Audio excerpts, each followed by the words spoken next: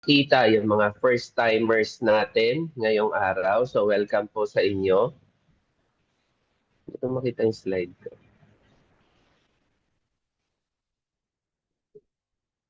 Sige, pa-share lang po nung slide.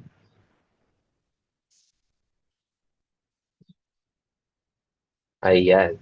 Okay. So, sa mga first-timers, again, welcome po. At sa mga parati man nandyan, wag po kayong mawawala. Pag-uusapan natin ngayon is all about heart health.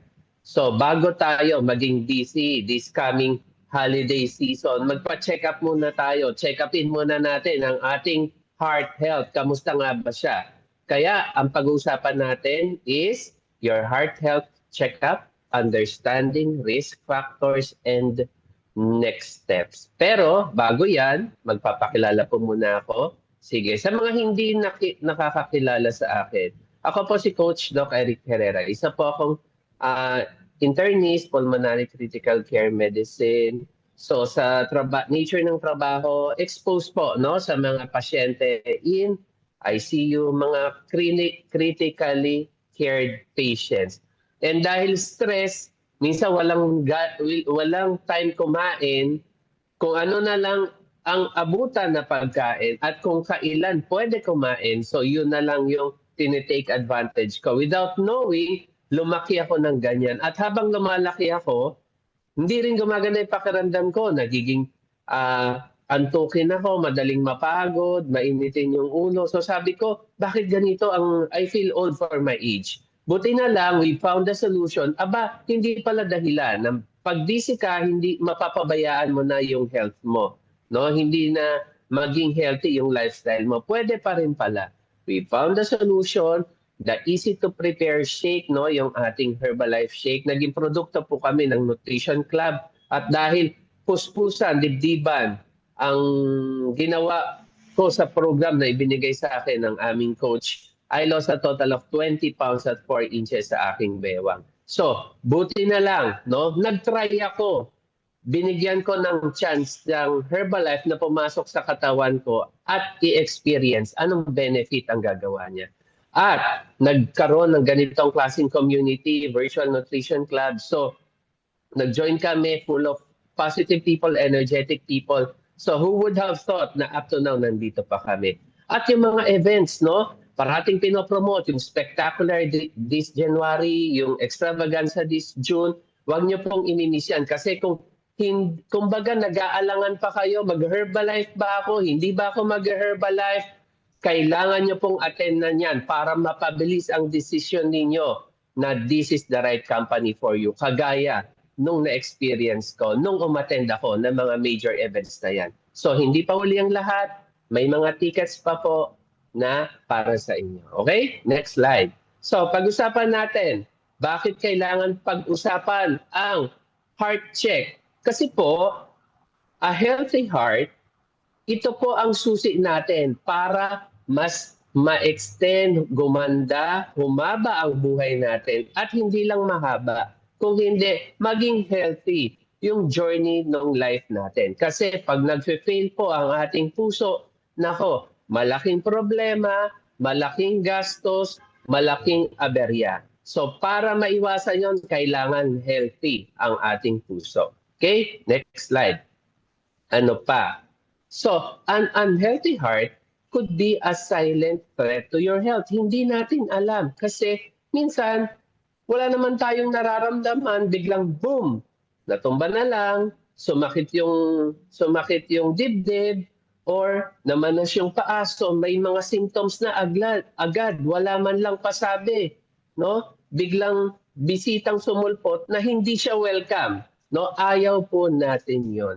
Kaya nga, minsan, kausapin natin yung katawan, baka nagpapahiwatig siya na hindi natin pinapansin, no? Learn to talk to our body. Okay, next slide.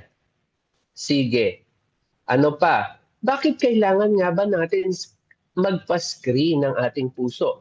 Kasi alam niyo po ba, hindi po cancer, hindi diarrhea, hindi dengue ang number one cause kung bakit namamatay ang karamihan ng mga tao all over the world. It is because of problema, sakit sa puso. Siya po ang #1 killer worldwide.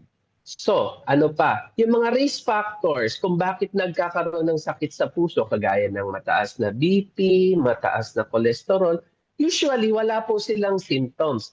Naglalakad tayo sa kalsada, nakikipag-usap tayo, nanonood tayo ng TV, na nagwe-wellness evaluation tayo, nakikinig ng balita man yan. So lahat po, minsan mataas na yung BP, mataas na yung cholesterol nung tao na to and wala po siyang nararamdaman. Until, boom, bumigay na. So yun yung ayaw natin. So ano pa? Ang early detection lowers chances of complications kasi niresolbahan po natin ng mas maaga yung ina-anticipate na pwedeng maging problema. At kapag na-anticipate mo siya, syempre, mas less yung stress natin, less yung gastos natin, less yung aberya, and syempre, mas mataas yung tsansa na ma-enjoy natin yung journey natin, no, sa buhay. At syempre, pag na-diagnose, nalaman natin na may ganito pala tayong condition, syempre, nakakapagplano po ang inyong mga healthcare providers, ang inyong mga doctors, ang inyong mga nurses, even kayo, napaplano nyo po, ano ba ang personalized treatment plan na babagay sa akin para mag-improve po yung aking health. Okay? Next slide. So, alamin natin, intindihin natin, ano nga ba yung mga risk factors? Pag nagpunta tayo, minsan mahalaga, tinatanong po ito. Number 1, ano ba ang medical history ng taong ito? For example, dati po tumataas na yung BP ko. Dati na po nagsasakit-sakit yung dibdib ko. Meron po akong history na ang sabi, magbawas daw po ako nito, iwas ako sa mga ganito. Pero matagal na po yun. Tapos lost to follow-up na po. At ito na po yung susunod na follow-up ko. May problema na. So mahalaga po yun. Kasi binabalikan po yon kung mga may previous findings. So, kasi baka isa doon yung mga risk factor na nag-contribute bakit may ganyang problema ka ngayon. Pangalawa, tinatanong din po, ano bang family history? Meron bang kagaya niyan sa pamilya? Meron bang magulang, kapatid, kamag-anak na kagaya ng condition mo? Baka it runs also in the family. Next, kamusta ba ang lifestyle mo? Ikaw ba ay yung tao na mahilig sa mga canned goods? Ikaw ba yung mga mahilig sa mga drive-thru? No? Kamusta ang physical activity? Baka mas madalas nakahiga kesa na gumagalaw. Kamusta ang iyong bisyo? Baka ikaw ay naninigarilyo, malakas uminom ng alak, weakness mo ang mga chips, mahilig ka sa chocolates, matamis, no? And kamusta ang sleep patterns? Do you have enough time to rest your body? So mahahalaga po ito kasi lahat po ito ay tinitignan as a risk factor. Okay? Next slide. So, number 1, anong meron tayo sa bahay? Siguro karamihan sa atin meron nito. What's the most practical way para ma-assess natin ang ating puso? Ito po, minsan libre sa center, meron din ito. Kung meron sa bahay, good for you kasi anytime you can check your blood pressure. Ano po ba ang normal? So sabi, no, ni American Heart Association, dapat ang normal less than 120 to less than 80.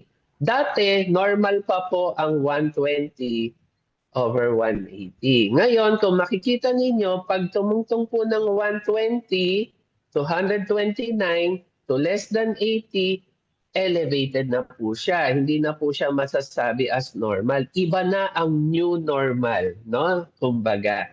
Ang mataas na blood pressure nagsisimula 130 to 139 at syempre yung mga emergency, yung crisis na tinatawag more than 180. Minsan wala siyang symptoms. Magugulo, mataas yung BP ko, pero actually it's a way that your body is speaking to you that kailangan mong remedyohan. Okay? Sige. Next slide. So, syempre, pag na-diagnose tayo, mataas yung BP, sumama yung pakiramdam, o incidental lang, nagkataon, mataas pala yung BP.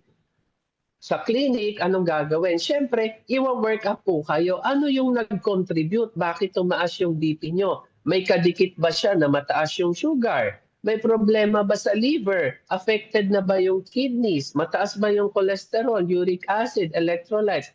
So nag-start na ang gastos dito. Okay. So, siyempre, mahalaga, dikit-dikit po kasi ito eh. May kapatid ba tong kasama? May pinsan to na kasama o buong kamag-anak dinala kasabay ng high blood, no? So mahalaga, nalalaman po natin yan. Next slide. So, paano naman mine-measure yung electrical activity ng puso? Yan po yung tinatawag na ECG. Dito nagkakaroon ng idea yung doktor, kamusta ba? Pumapalya ba yung electricity? Regular ba yung daloy ng kuryente o nagpupugak-pugak minsan? So ito po ang isa sa mga tinitignan natin na way to assess yung condition ng ating heart. Pero may limitation po ito, kaya may ibang test pa na ginagawa. Next slide. Ano pa yung pwedeng gawin para malaman? Yung 2D echo na tinatawag, dito naman po, sinecheck yung pumping capacity, yung pagbomba ng dugo ng puso. So dito po, live po, pinapakita sa screen paano siya nagko-contract, nakikita dito yung mga valvula ng puso, nakikita kung may mga depekto. Sige, next slide. Ano ang pinakamahalaga? So kung meron na kayo na-encounter na resulta, ang number one na tinitignan ay yung nakabilog po, yung ejection fraction. Dapat po mataas yan. Ano ba ang normal? Dapat po 55 to 70. Pag mas mababa po dyan, yun po yung tinatawag na medyo restricted yung daloy, medyo hirap yung puso. At kung less than 40, palyado na po talaga yan. So, kailangan po magkaroon ng intervention para mapataas po yan. Okay? Sige, next slide. So, ako po parati ko sinasabi, prevention is better than cure. Mas madali na gumastos ka na how to prevent something from coming kesa re-remedyohan mo pag nagsimula na siya. Kasi pag nagsimula na siya, minsan, maswerte kung makakabalik ka pa sa original. Pero, kung late na po, yun yung kailangan nating alagaan maigi para hindi pa siya mag-progress to a mas worse na problema. Okay. So, next slide. So, ano ba ang mga pwede natin i-share sa inyo para maiwasan, no? Kasi ito yung number one na sinasabi parate. Tip number one, para hindi magkaroon ng problema sa puso, reduce salt intake. So, yung mga asin po ninyo dyan sa bahay, huwag pakalat-kalat. Okay? So, dapat we should be consuming less than 5 grams of salt a day. Sabi ni World Health, yun po yung safe. So, maximum 5 grams per day. Pero ang nangyayari po kasi, base sa pag-aaral nila, hindi nagko-consume ang mga tao na 5 grams. Ang average is 9 grams. So, 1 gram na lang, doble na ng recommended. So this is the right time. Let's be mindful. Gaano bang karaming asin yung nilalagay ko? Again, per day po, hindi per meal. So yung 5 grams, hahatiin nyo na po yun sa maghapon. So ganun lang po dapat. So kung napapansin nyo, mabilis na uubos yung asin ninyo na supply sa bahay, take note, baka sobra sa 5 grams per day yung inyong nakokonsumo. Okay? Next slide. Ano pa? Tip number 2, limit natin yung ating sugar intake. Kasi pag hindi po kontrolado yung intake ng sugar natin, dyan na po magsisimula yung pagiging overweight, obesity, pagkakaroon eventually ng diabetes at kung ano ang ibang sakit. Kasi sabi ko nga po, ang diabetes at ang high blood, magkapatid po yan. Gusto nila, parati silang magkasama, ayaw nilang naghihiwalay. Minsan nauuna yung isa pero susunod yung isa. Kaya para po mapaghiwalay natin, huwag na po natin simulan na mauso yung isa sa katawan natin. So, gaano karaming sugar? 90 spoons per day lang po. Sa mga lalaki, sa mga babae, 60 spoons or 25 grams lang po. So, this is that time na again, let's be mindful. Kamusta ba yung sugar intake natin? Kung sa asin, 5 grams sa sugar naman, no? 37.5 grams or 90 spoons no sa lalaki at 60 spoons sa babae. Okay, next slide. Ano pa po ba? Tip number 3, napakarami naming tips. So, nabanggit ko po kanina, kung mataas ang blood pressure nyo, this time, kailangan na po, wag nating baliwalain, we have to set it back again to the normal levels. Kung hindi man agad-agad, kasi delikado rin po yun, pag biglang pinababa, at least nagpo-progress. Araw-araw, linggo-linggo, bumababa siya dahan-dahan until ma-achieve natin yan. Siyempre, with the tulong, no, number 1 parate is control what you eat. Control what you place in your mouth, no? And siyempre, activity. Okay, next slide. Ano pa? Tip number 4.